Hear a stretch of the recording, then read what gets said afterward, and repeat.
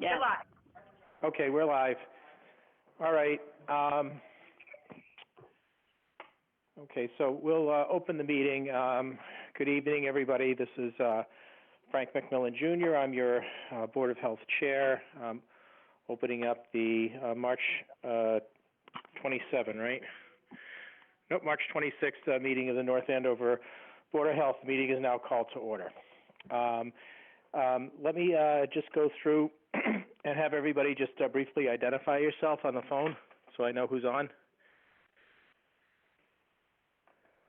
Pat Scanlon. Thanks, Pat. Michelle Davis.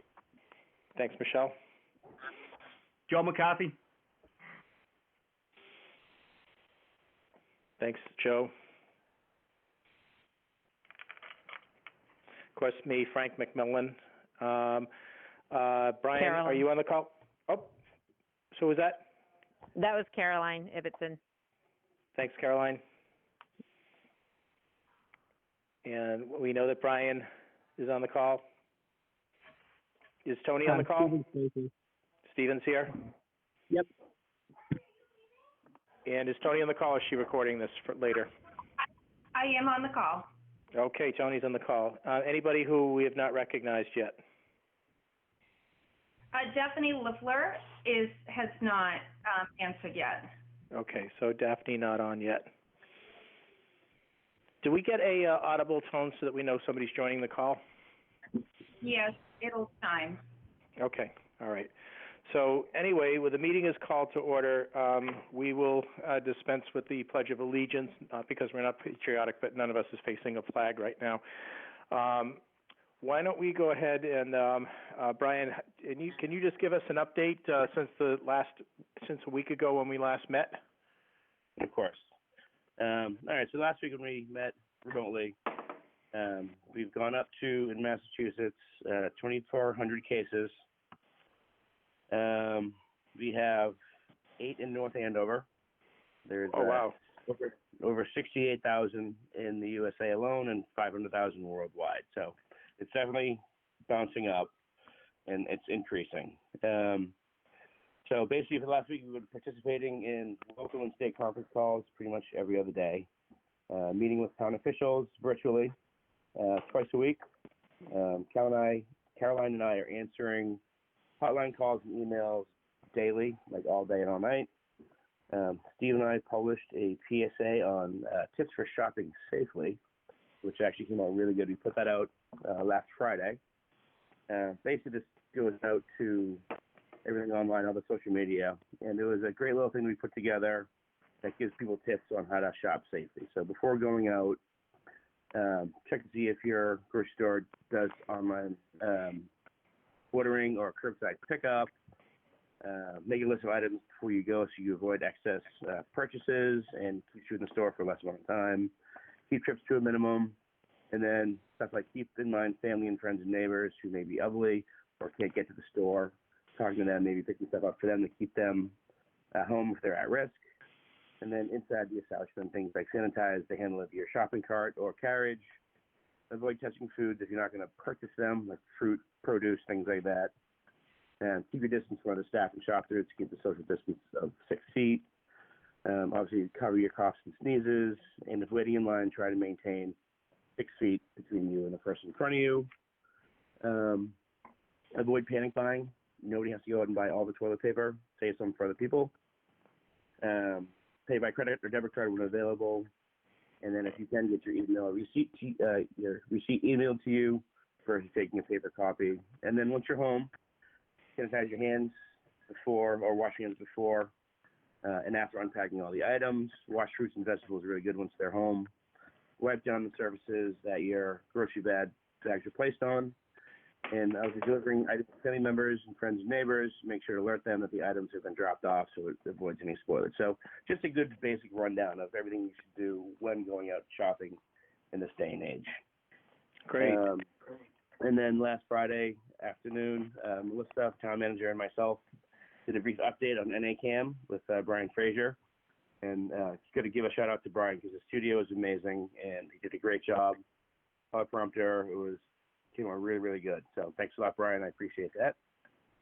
I mentioned some grant funding at the last meeting, and that did come through. We're getting a total of $30,000 from the state for local public health to purchase supplies, backup nursing staff, any backfill or overtime, things like that. So we're getting $15,000 this week, and we're getting another $15,000 probably in the next week or two, just to help us with some purchases. So I spoke to the manager of Staples, and he wanted to let me know that they had access to Lysol wipes and also the wipes that the fire department uses that are for healthcare settings that are a little bit stronger.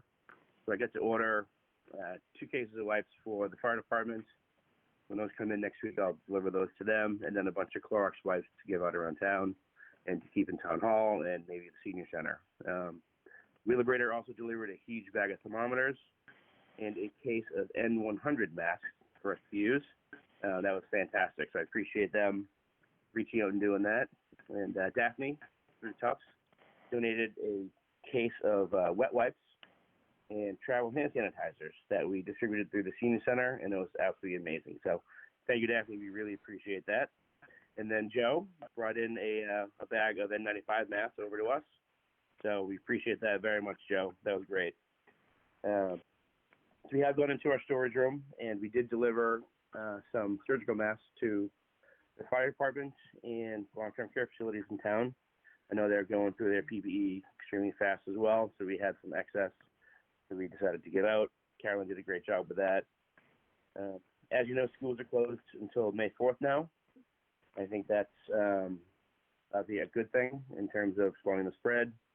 I think people in town are going a little stir crazy at this point.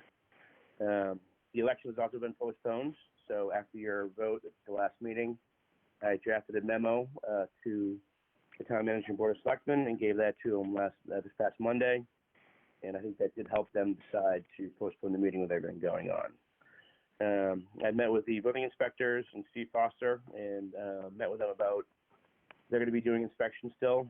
Construction sites are still open, so they're still out there doing inspections.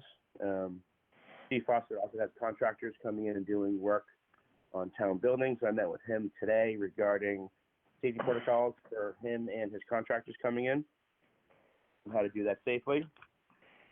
And I think what I'd like to do is basically work on some behavioral health and promoting outside exercise while properly social distancing and being safe about it. I think with everybody being cooped up, and I think kids being home from school, I think people are going definitely a little stir crazy, and we're going to try to encourage people to get outside to do things the right way and keep their mental health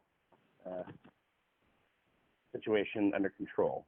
So I'm going to pass it off to Caroline to give us an update on all the stuff that she's been working on the past week. Hi, thanks. Yes, so I have mostly been doing all of the case and contact follow-up.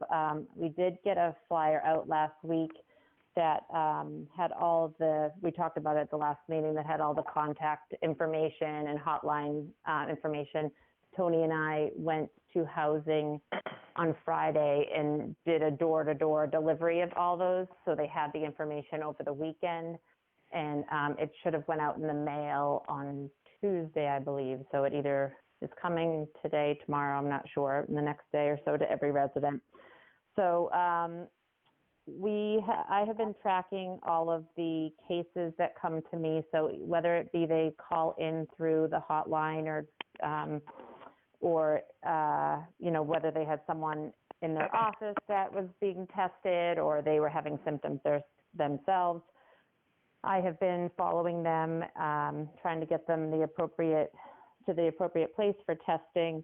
We also have a computer system that is tracked through the Massachusetts Department of Public Health, and I get notified that way of anyone who tests positive, or if there is a contact of a positive case. So for instance, if someone was positive in another town and they had a contact in North Andover, I would get notified through that system. So we're not only following the positive cases, but we're following anyone who has had direct contact with those positive cases. So that, adds a lot to the workload in terms of anyone who's in quarantine, that we know of, anyone who has testing pending, or anyone who has recent travel.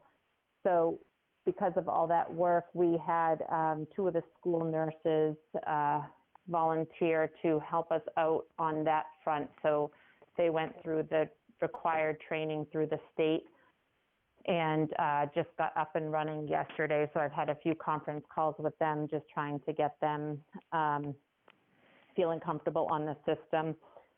They also have been helping with some of those calls, so that's been great to have them on board. The other thing is, yes, our count is actually at 9 right now, and we anticipated it to we had one day that we had 4 positives come back, and we had a couple conference calls with AFC Urgent Care, and they're going to be running a clinic all day tomorrow for testing, and I don't know what time they're taking calls until, but you have to pre-register and get that set up. It's not you can't just show up last minute. So that's tomorrow. And then the other thing, I think that's it. I've just been kind of trying to follow up with some of the people I see in my clinic too, checking in on them. I've given them a couple of calls and tried to set up any thing, like if they have a follow-up injection or something. We've just been trying to figure that out. So that's pretty much it right now. Caroline, this is Frank. I have a question for you. For the Sure. people that we know that are positive, what's the endpoint to their quarantine? Do they get a second test, or do they we wait for them to defervesce, or how do we know that the quarantine has reached its maximal benefit, and how do you know when to end it? So that actually changed about a week and a half ago. It used to be that you had to test out 2 negative tests. So if you were tested positive and you ended up, being symptom-free for 24 hours, you could get a test, another swab, see if that was negative, 24 hours, get another test. So you had to have 2 negative swabs, 24 hours apart, 24 hours after symptoms resolved. The problem with that is that now physicians are able to clinically diagnose. And so how do you test someone out that didn't test in? So now they have, in addition to that, they also have, if you are 7 days from when your symptoms started and have been fever-free for 3 days without any medication to bring your fever down, and your respiratory symptoms have improved, then you are cleared off of isolation. Okay. And the 8 cases that we have, I assume, are all at home. Nobody's in a hospital. That's correct. Okay. Caroline, it's Pat. Can you just Hi. comment, are all these patients by known exposures? Is it community spread?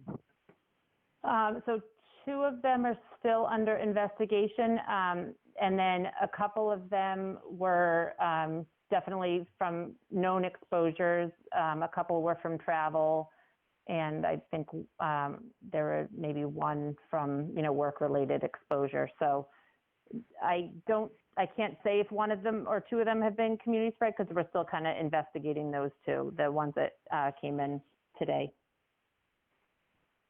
Okay, But thanks. the ones that we know of are all travel, work, and, close contact. Okay. I'd like to maybe try to make sure that everybody gets a chance to ask their question without kind of feeling stifled. Why don't we just kind of go down the roster? Joe, did you have any questions that you wanted to ask our professionals? If a resident calls in to the Department of Health, does that, as it has in the past, go to Tony, or does it go to whomever is there? Because we're all working out of home right now. So where does that call go? Joe, I can answer that for you. It comes in, and then what happens is they will then choose who they want to speak with. Sometimes they want to talk to the admin. Other times they want to talk to Caroline, and it'll go right to her. Oh, So it's very good. so they call the main line, and then what will happen is if they choose me, it's directed to my cell phone or Stephen. But Caroline, you might want to give them more information. Sure. So I have the hotline is set up. So the main hotline number will direct people to where they want to go in terms of health department building, if they have any COVID questions or if they have concerns regarding exposure. And then in terms of dialing in directly to like my number, I actually have it forwarded to my cell phone. So anyone who calls into my office number will go right to my cell phone. I wasn't sure how it was working upstairs in terms of if the lines were forwarded. I know Chris from IT has done an amazing job with all of, the things that I have no clue about. So Yeah, and the lines that come in for Stephen and myself, we have voicemail to email set up. So if somebody leaves me a voicemail on my work phone, I get an email, and the voicemail comes to my email that I can listen to it on my cell phone at home. So anybody that emails or calls up, emails me directly or calls my line, I get notified and I get their messages. Same thing with the hotline. If they call the hotline and they want to speak to the health department, they come to my phone and I get a notification. Brian, where do we stand right now with N95 masks? Now, is this noted you got masks from several different sources? Do we still need more?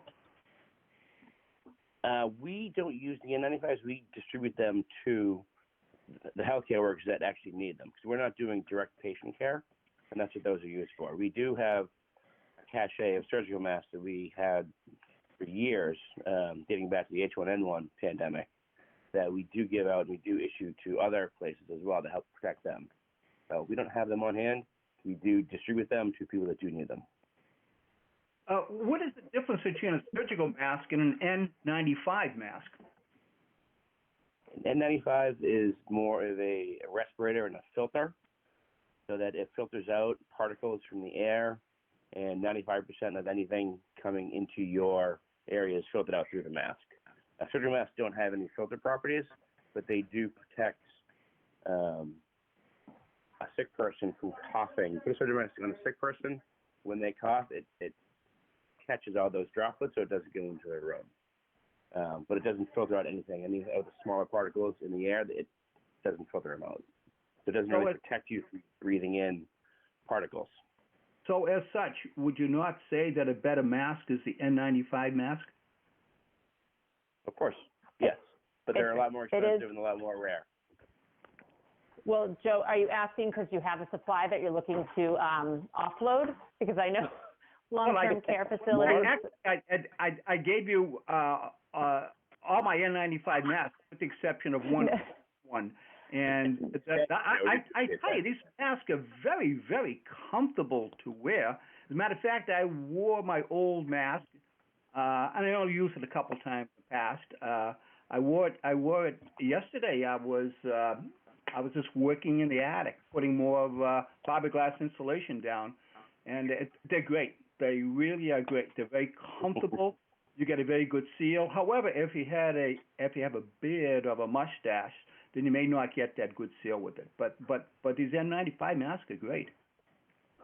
Well, the reason I say that, I know the long-term, sorry, Pat, I'll just finish up. The long-term care facilities in places that are testing, they are the ones who are wearing the N95 masks. So that's why I said if people have them, I know there were some long-term care facilities that were reaching out asking for them. We just don't have a supply of them. So, well, if you need some more, I might be able to get you some. That's why I asked if you're looking for. Yeah, we are. I appreciate that. Okay, let me see what. But let me see Pat, what I yeah, or Frank. So Who is this that? is Frank. I'd like to, and don't feel obligated to ask a question, but I'd like to give Michelle the floor just so that she can ask anything that she was concerned about. I don't have any additional questions, but just like last week, I just want to thank everyone for all their hard work, the department, and for all the updates you guys are providing to the town. And what I'd like to do, thank you, Michelle. I think Patrick asked one question, but I'm sure he's got more, so I'm going to give it back to Patrick. I actually have one more so comment about the N95 masks. That N95 masks are fantastic, and they are 1,000 times better than surgical masks. But for them to be truly deemed successful, I know as healthcare providers and I know first responders as well need to go through appropriate fit testing, because even me personally, I fail when I wear an N95 mask because there's certain criteria that you can still inhale if it's not properly fitted. So yes, N95 masks are absolutely fantastic, but for them to be 100% effective, they need to be appropriately fit tested. Do the surgical masks also have to be fit tested? No, those are generic, but those aren't meant to hold out droplets. So this is Frank.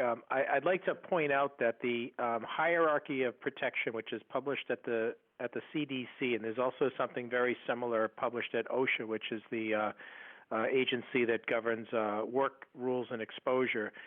Removing yourself from the hazard is much more effective than personal protective equipment.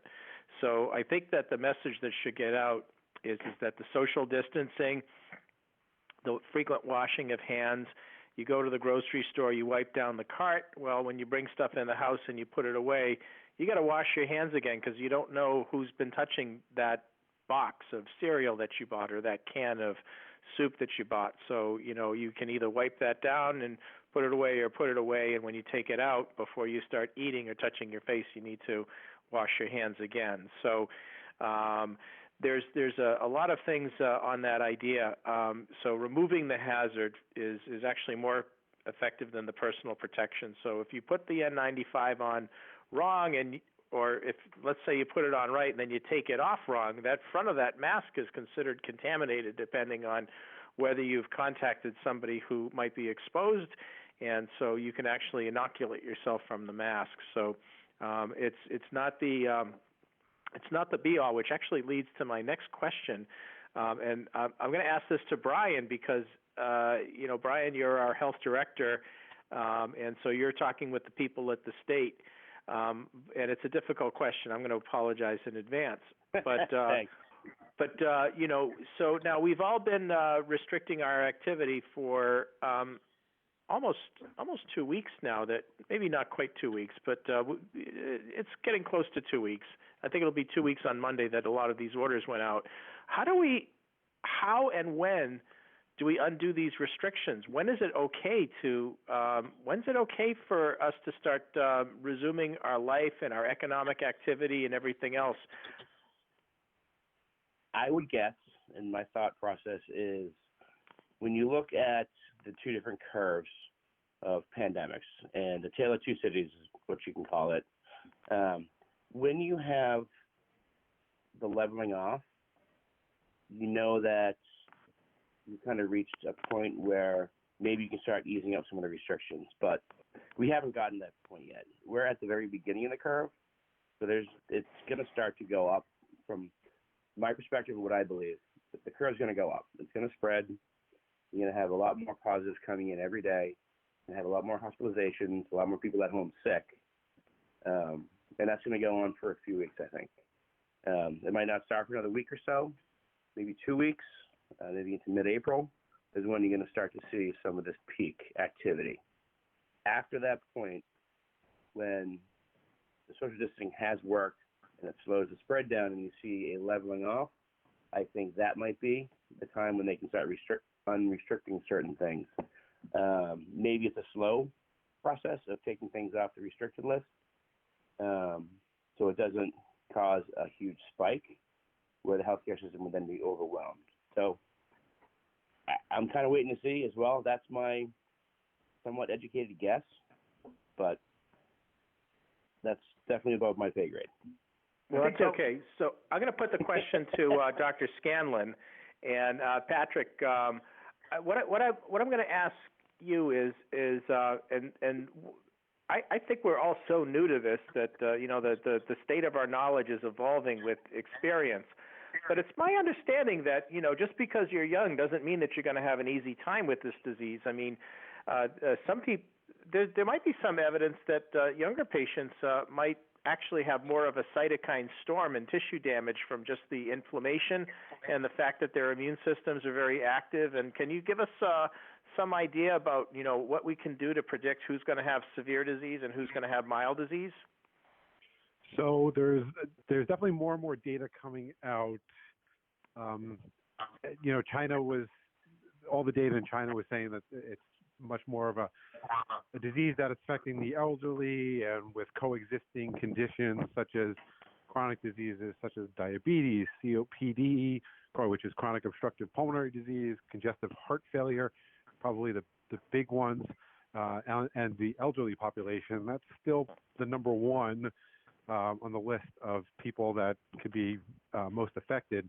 But there's more and more data coming out that's saying that younger people are starting to show signs of the disease that are not necessarily asymptomatic, that they're actually showing signs of chest heaviness and fevers. I think I actually read something yesterday that even Seth Moulton said that he was starting to show signs and symptoms of the disease. Somebody correct me if I'm wrong. And it's definitely mutating, so to speak, that it's affecting younger population, which I think, Frank, where you're going with this is that I have definitely seen quite a bit of in the news that young people are thinking that they're invincible and do not need to partake in primary prevention of social distancing. And I am concerned that if that continues, that is going to be a big area where we're going to see even a larger spread. I have not personally seen any younger adults, meaning ages 20 and up, 20 to 50, affected. I've only seen so far 70 to 80-year-olds that have been affected, but I have seen it within reputable sources that younger populations are starting to be affected and showing more symptoms than what was originally published through China. This is Joe. As of yesterday, the number of deaths per 1,000 people who have been diagnosed with the coronavirus, and all of whom have other physiological problems. People under 50, and I think this information is perhaps, well, certainly incomplete, but people under 50, 3 out of 1,000 who have the coronavirus die. Over 80, 180 out of 1,000. And the average age of the death on this virus is 81.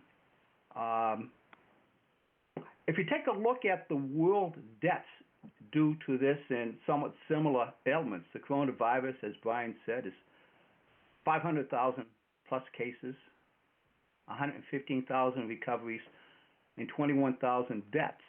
It's interesting, the flu kills 500,000 people a year. Pneumonia, and this is worldwide, kills 3 million people a year. So far, 21,000 people have died from the coronas. Every day, those of us that get the Boston Globe, on the front page, there was a graph of the total new cases and deaths en masse due to the coronavirus. And the total new cases, they continue to show a steep increase, which by itself is alarming, but it's not by itself, as it does not show the steep increase in testing, which is directly related to the total in new cases. So if anyone looks at that graph, it's quite discerning, but there's more to it than meets the eye. My feeling is, and it's always been, that bad news sells papers, much more so than good news, and this is certainly a very bad news time. So I want to follow up on that, Joe. What's the source of that information? I'm not sure if I culled it from the Wall Street Journal or the Boston Globe yesterday. If you're talking about the deaths, I'm really not sure which one it was, but it was yesterday. Because most of the death reports I've seen have been between 1% and 2%. What's that? 1% to 2%, not 0.3%. That's what I'm saying. I'm very suspect of all this information because it's extremely fluid. You know, it literally changes. The numbers change on a daily basis. I mean, I had also seen 1 or 2%. I've seen as low as a 10%, and they feel that maybe even much lower than that, because there's so many cases that have been that have not been diagnosed. For example, I have 3 little grandkids, age 4, 3, and 2, and more often than not, they're sick. They can even have the coronavirus, and maybe no one would even know about it. But if I visited them, I probably would catch it. And because of my age, it is a concern. It's a major concern. And there are a number of other major concerns too. I'm not even talking about the economic. I mean, it appears that we're going into a recession, maybe even worse than 1929. But well, speaking of the recession, in 1929, from 1929 to 1932, there was an increase in suicide rate per 100,000 people. It went from 18 to 22 during the worst days, worst years of the Depression. Can it happen again? Sure. I mean, look, if you're talking about prolonged social isolation, particularly for people that are elderly, all kinds of bad things can happen. Depression, confusion, functional decline. We can talk about what we're doing, what the government is doing, but there's a lot that we can do ourselves. And speaking of the elderly, what we can do is we can call.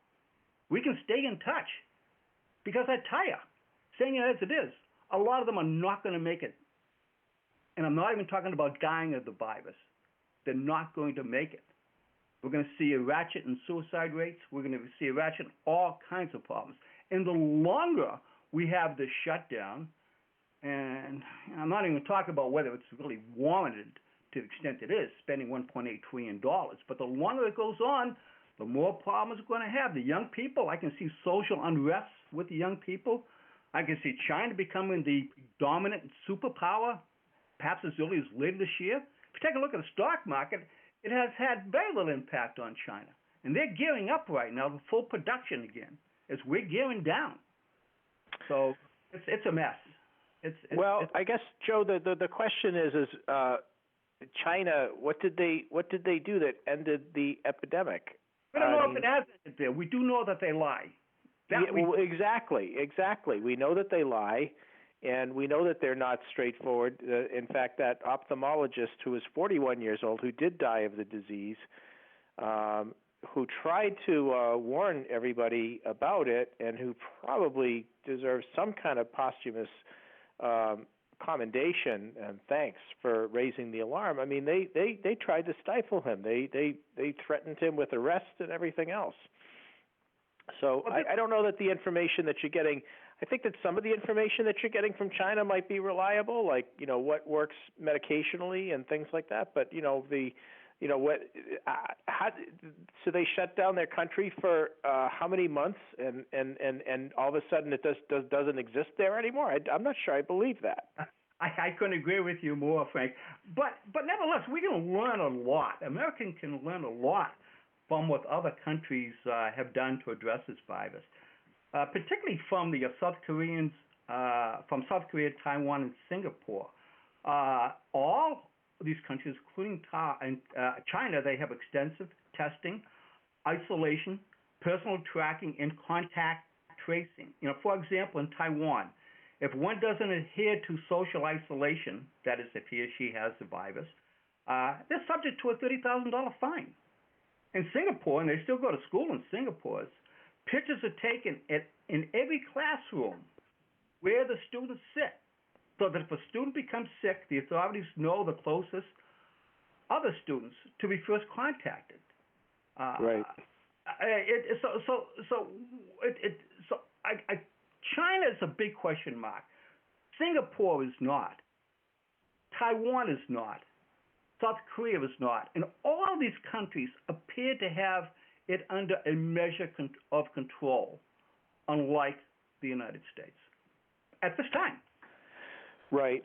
So I wanted to ask a question. I'm going to get back to Brian. And we have received emails and communications from friends, from just people in town that we might know, questioning about, again, these are state orders. They're not local orders, but what kinds of things are appropriate for people to do? Can they go into the parks? Should they climb on the jungle gyms or use the swings? What kind of activities are permissible? Can somebody hit a golf ball? Can somebody hit a tennis ball? I mean, Brian, I'm going to ask you because it's coming back over and over again. It's like, what kinds of things are okay and what kinds of things are not okay? Obviously, a game like basketball, you got to have close personal contact, whereas a game like golf, you might not. So I'll give you the floor. And that's the thing, it comes down to close personal contact. You don't want to have a pickup basketball game because you can't maintain your social distancing of 6 feet with that one. But tennis, you can probably play tennis. I mean, you're on the opposite sides of the court, getting some exercise, you're outside. But hiking, biking, walking, taking your dog around the common, hiking trails. I know trustees of the reservation did close their properties, but there are no limit trails out there that people can use to get out, do some hiking. You're outside. It's obviously much less transmission when you're outside. You can maintain your social distancing outside. So things like that are definitely highly recommended. You can't stay in your house all day, every day with no interaction and social contact, but do it safely. Abide by those rules and the rule of thumb of 6 feet. So go walk around your neighborhood, things like that. So yeah, there are things you can do, things that we recommend that you do. Because like I said, people are starting to go a little stir crazy, including some of my friends and even my wife. So yeah, definitely kind of funny. So what about somebody going down, Brian, to the tennis courts at North Andover High School? You wouldn't have a problem with that? I wouldn't have a problem with that, no. Like I said, we're at the fine line between encouraging people to exercise and be fit and healthy, and then also be safe with the pandemic. So there's a balancing act there. So you got to use your common sense. The jungle gyms, no, because we're not cleaning those. There's no way to sanitize those. There's no way to keep your kids 6 feet apart when they're on the jungle gym and going down the slide and in line and things like that. So you stay away from those. Those are officially closed by the town. So stay away from the jungle gyms and the play sets, but go out in the fields and the parks and kick the soccer ball around, throw the baseball around, throw the football around, things like that. Obviously, you clean your hands, use hand sanitizer, wash your hands, and things like that. But definitely get out and get some exercise. Right. So somebody who wants to throw a baseball around. So both people are touching the baseball, and somebody's got a snotty nose, and it gets on the baseball. So what we're saying is, as long as you maintain your social distance and you use your good sense, do we expect people to? I've heard this thing about the glitter. Somebody says, just imagine that, because if you've ever used glitter, it gets everywhere. Just imagine that, that the coronavirus is glitter, and if glitter was on your hand, what would you do? So if you touch the ball, glitter's on the ball, and you throw the ball to somebody else, well, you just glittered that neighbor. But that detergents and alcohol or these sanitizers basically dissolve the glitter. So I guess you have to use that as an imagination. What about like the lacrosse team that's basically kind of shooting balls against the brick wall of the high school? If they maintain their distance and they're just doing the wall ball challenge or one of those things, and they're by themselves, have at it. Go have fun. Work on your stick skills. Great. But don't go and have a scrimmage and get 10 guys together or 10 kids together, go out and have a little pickup game of lacrosse. Too close, too much contact. If it's an organized event by the team, then that should definitely be frowned upon. There's not supposed to be any organized activities like that going on, and we definitely discourage anything like that. Okay. All right. This is Joe again, and probably you, Brian. The information that is out there on wearing masks is just inconsistent. For example, most every day I take a walk, probably with thousands of people around town, particularly around the old downtown section of the Commons. And some people wear masks, and most people do not. I thought that wearing a mask primarily is to prevent someone else from being contaminated by you because you have a mask on. Correct. But walking around, they're more often than not, many times more than 6 feet apart. They have masks on. Does it do anything, Brian? Does it help at all? They're called surgical masks because the surgeon wears the mask when he's operating on you, so that if he coughs during surgery, he doesn't get any of his germs into your incision. So that's the point of a surgical mask. People wearing those thinking they filter, but they don't. I'm sure Patrick and Frank can go way more in depth about this, but therefore the sick person from infecting other people, or the surgeon performing a surgery from coughing or getting their germs into their patient. So that's what they're made for and that's what they're used for. So, Brian, are you saying that if you're not sick, you don't have to wear a mask? Excuse me? If you're not sick, you do not have to wear a mask? Is that basically what you're saying? Yes. So actually, Brian, I thought you explained that brilliantly because that is true. The surgical mask is worn by the surgeon to protect the patient, not to protect himself. Right. That being said, if somebody's sneezing around you and coughing at you, there is some protection afforded by a droplet mask, so a surgical mask. But, for somebody who's like a known COVID positive, who's running a fever, who's having difficulty breathing, the short answer is that person needs to be wearing a mask so they're not spreading the COVID, and you need to probably be wearing a N95 or an N100 or a PAPR or one of those other protective devices. And you need to have a purpose for being in the vicinity of that person in the first place, whether that's to obtain a nasal swab so that you can test it or something else. So I wanted to open up the discussion a little bit to public safety. So one of the things that I had heard on the radio on the way to work the other day was I used to live in Coolidge Corner in Brookline, Mass., and right across the street from my apartment was this Babcock Street fire station. And what happened is I think one or two or maybe more people in that fire station got exposed such that they actually had to close the entire fire station. So do we have any strategies that we're using to protect our public safety people? And I think the firemen come to mind because they basically they're in close quarters. I mean, they basically live together. What can we do, or what are we doing to try to minimize the transmission amongst the people that we depend on to protect us? I know that I've been working with the chief on this for a while. There's only so much you can do in this type of environment because they basically live together. But one of the things we did do is they did put in PVE protocols for any of their calls going out that have anything to do with flu symptoms. So they have the PVE, they're using it. We did fit test them for N95, so they have those as well. For any cases they have, or any calls that they have that do have.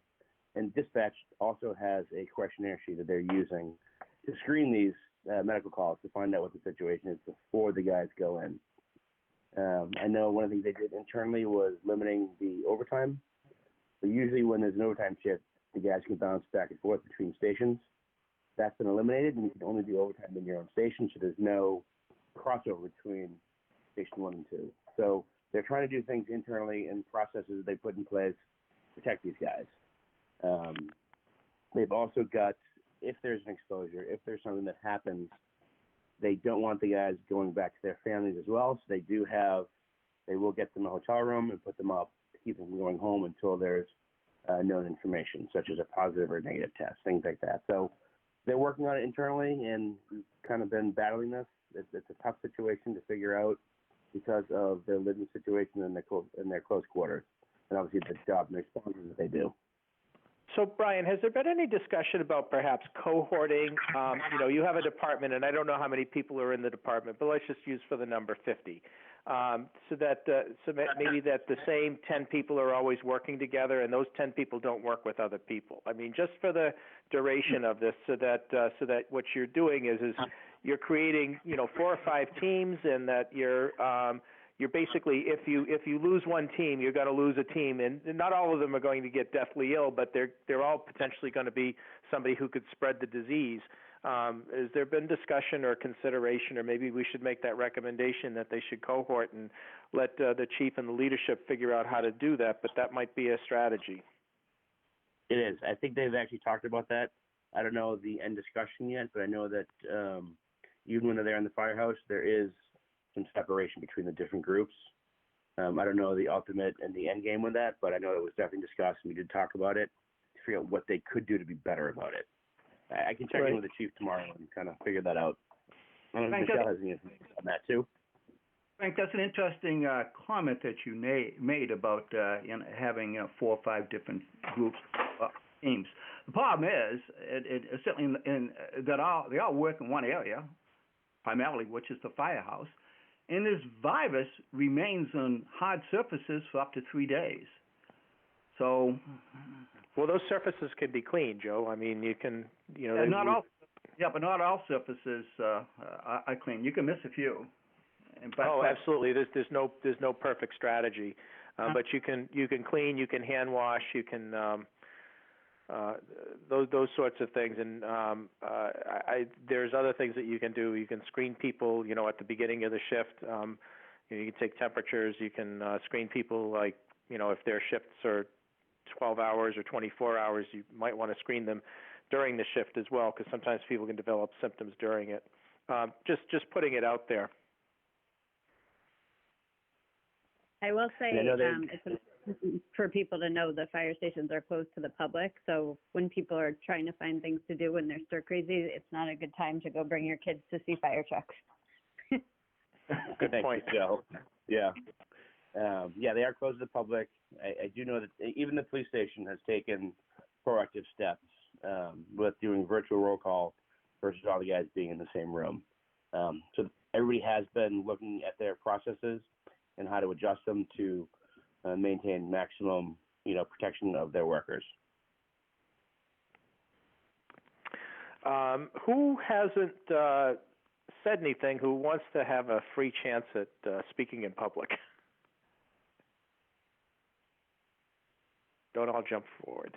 I would say, just quick little update. I'd like to have Steve give you guys a brief 2-minute synopsis of stuff he's been working on the past week, too. Perfect.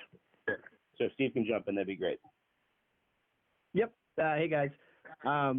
So last Friday after the meeting, I know we had talked about the personal service providers. So I did a lot of going around. A lot of them, or actually a good chunk of them, I should say, were already closed for some span of time, which was nice to see people taking precautions of their own already. But for those that weren't, I went around and gave them the emergency order to cease and desist and talked to them a little bit. And again, for those that were already closed, I posted it on their door. And I've also been working on a couple PSAs. I know Brian already touched on the one we put out last Friday, which was the tips on safe shopping. I also am trying to finish one up currently based on what Governor Baker had put out regarding the grocery stores and pharmacies. Just some quick points. I know he touched on sanitizing information, like providing stuff for wiping down carts and baskets, and having at least an hour every day that has to be conspicuously posted for individuals 60 years or older to shop because they're at a high risk. And then some other things on social distancing. I've been trying to work on a PSA regarding restaurants that are doing takeout food services, and some stuff on basically self-service type food, so like places that have self-dispensing coffee for customers that come in. And then, like Brian said, I'm going to start working on 2. I started looking at it today, some stuff for mental health and hopefully like exercising and maintaining social distancing. And then generally speaking, just been fielding questions and calls or emails about whether it's a local business owner with questions about the some of the orders, people with general questions, things of that nature. So, and as always, if you guys have any tips on or suggestions for PSAs, I'd be happy to take them and definitely look into them because I'm always looking to get as much information out as we can. Right. Awesome. Thanks, Steve. That's Yep. fantastic. I think just as an editorial comment, I think that people should be aware that this is not something that we don't intend to keep people out of work. It's just that this is the only tool that we have. And I think as soon as I just wanted to make a point, Brian, that we're revisiting all these restrictions on a 2-week basis. So none of these things are in force indefinitely. Correct. Yep. But that we've really been taking our direction from the governor's office. He's been the one issuing the orders, and what we're trying to do is help people comply with them, and also trying to be a source of information. And but we understand that people are feeling real pain, and that we all hope and pray that this will be over quickly. Absolutely. Thanks, Frank. 100%. Are there any other items that had anybody emailed any questions in, or is there anything else that we need to pay attention to at this point? Nope, just the general updates. That's all we had on the agenda. I didn't get any resident emails for any specific questions at this point. I mean, we get questions all day, every day, but nothing pertaining to the meeting tonight. So if people do want to have questions answered, about what's restricted, who's restricted, is this an essential activity, is this not? How do I keep myself safe? How do they reach us, Brian?